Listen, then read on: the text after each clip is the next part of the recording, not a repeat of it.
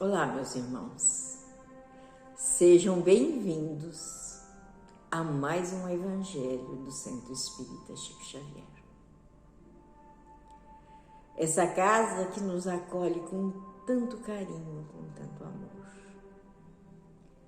que nos dá essa oportunidade bendita de estarmos reunidos em amor. E para aqueles que não estão conosco nesse momento, não sabem e não saberão nunca a força, a magnífica pleiade de espíritos que aqui transitam. Porque eles nos dão a resposta que precisamos. Eles nos acolhem o nosso coração e sabem dar as respostas para as nossas dificuldades. Por isso, sempre quando eu venho aqui trazer o Evangelho para vocês, muitas vezes eu não faço o Evangelho das minhas respostas. Às vezes faço, mas às vezes eu abro páginas que traz no meu coração, que às vezes também está em aflição, a resposta exata, a resposta de como fazer, a resposta de como agir, a resposta de Jesus e dessa espiritualidade. E aí eu tenho um norte na minha vida e diz assim: é assim mesmo que devo fazer, mesmo que não seja da maneira que eu gostaria de fazer. Então, quando a gente se liga numa casa como essa, quando a gente vem aqui não simplesmente por vir, não simplesmente para tomar um passe, não simplesmente para dizer assim, eu tenho uma religião, mas se ligar e ficar no silêncio do seu coração e perguntar à espiritualidade a resposta de que precisamos, basta que nós abramos o Evangelho, um livro significativo de Emmanuel, nós vamos ter a resposta. E essa a alegria que me dá todos os dias que aqui estou. Agradeço muito a essa casa. Tenho uma gratidão imensa por essa casa e gostaria imensamente que vocês sentissem o amor da espiritualidade amiga, como eu sinto. Mas vamos à lição de hoje. A lição de hoje, ela está no livro Pão Nosso, psicografia do nosso querido Chico, de Emmanuel. E a lição que nós vamos passar para vocês se chama A Língua. E está em Tiago, no capítulo 3, versículo 6, o seguinte: a língua também é um fogo.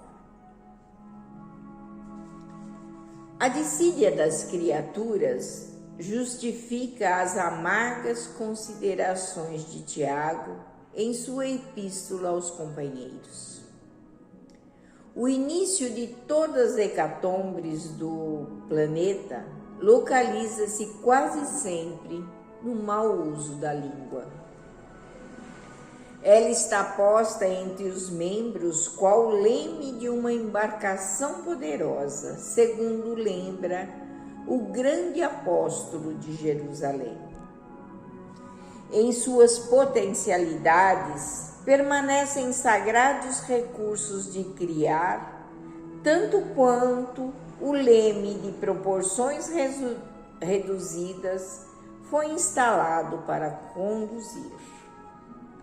A língua detém a centelha divina do verbo, mas o homem, de modo geral, costuma desviá-la de sua função edificante, situando-a no pântano de cogitações subalternas. E por isso mesmo, vemo-lo à frente de quase todos os desvarios da humanidade sofredora, cristalizada em propósitos mesquinhos, à míngua de humildade e amor. Nasce a guerra da linguagem nos interesses criminosos, insatisfeitos. As grandes tragédias sociais se originam em muitas ocasiões da conversação dos sentimentos inferiores.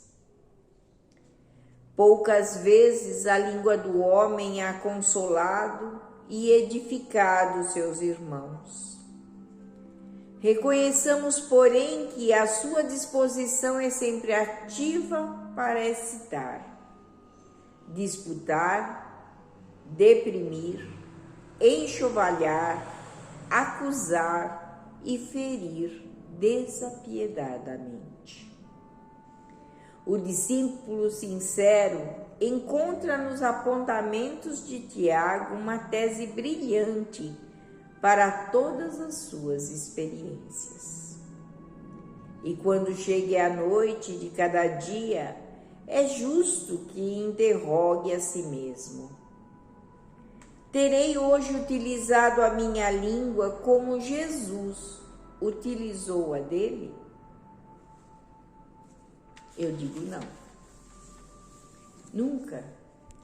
Nós utilizamos a nossa língua de maneira como Jesus a utilizou. Uma, porque nós ainda estamos em evolução.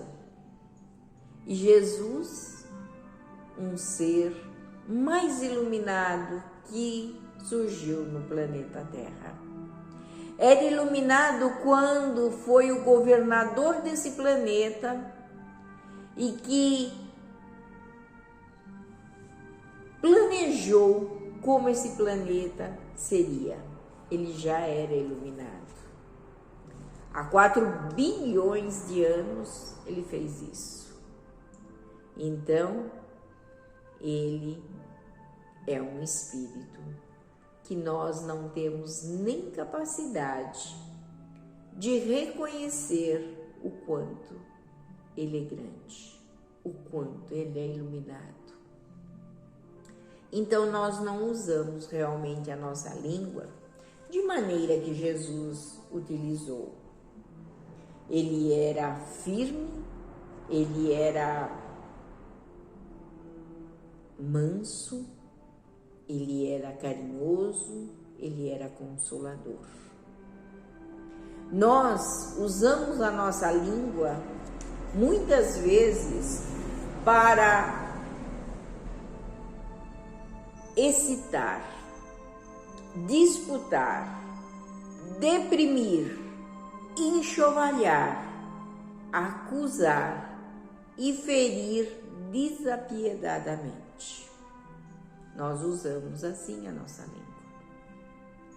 Mas hoje também já aprendemos a abençoar, a orar.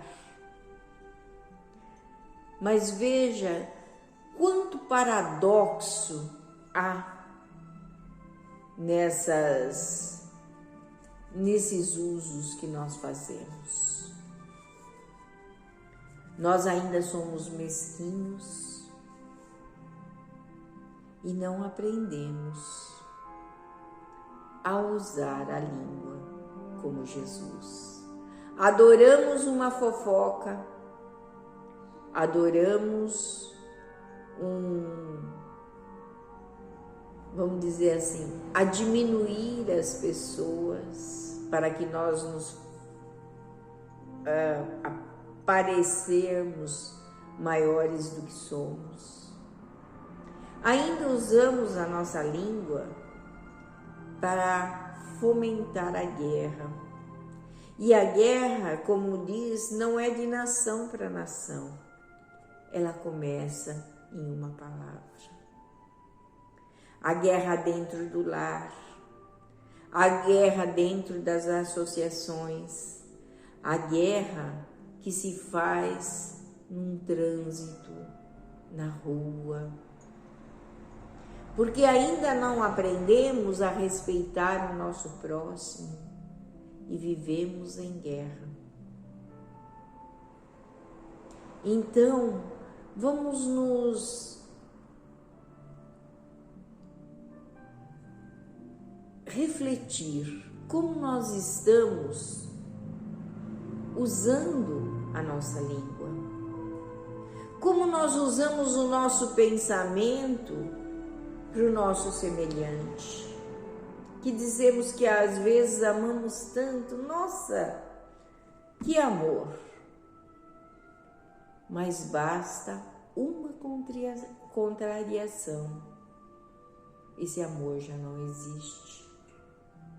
O perdão, então, não está em nossas línguas e em nossos pensamentos. Veja quanto nós temos que meditar e refletir como estamos usando as palavras. Um órgão tão abençoado, mas ao mesmo tempo tão difícil de se domar. Mas está em nós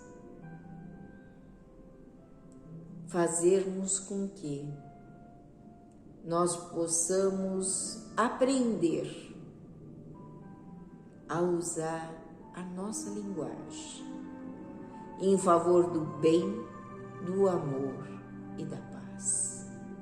Que nós possamos consolar, que nós possamos abençoar mais do que denegrir, do que inferiorizar a outra pessoa ou qualquer coisa que seja.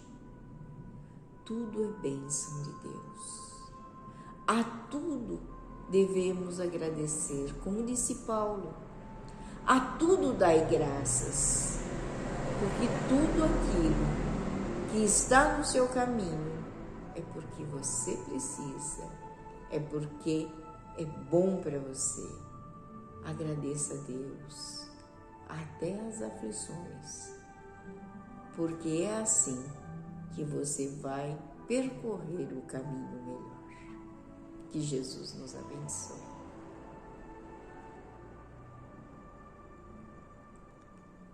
Abençoa-nos, Senhor Jesus, mais uma vez.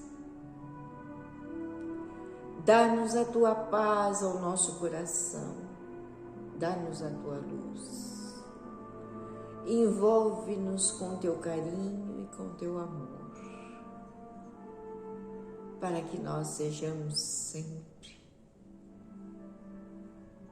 a criatura que vai levar o teu amor aonde estivermos. Que o Senhor nos abençoe, nos proteja e nos ilumine hoje e sempre. Graças a Deus, graças a Deus.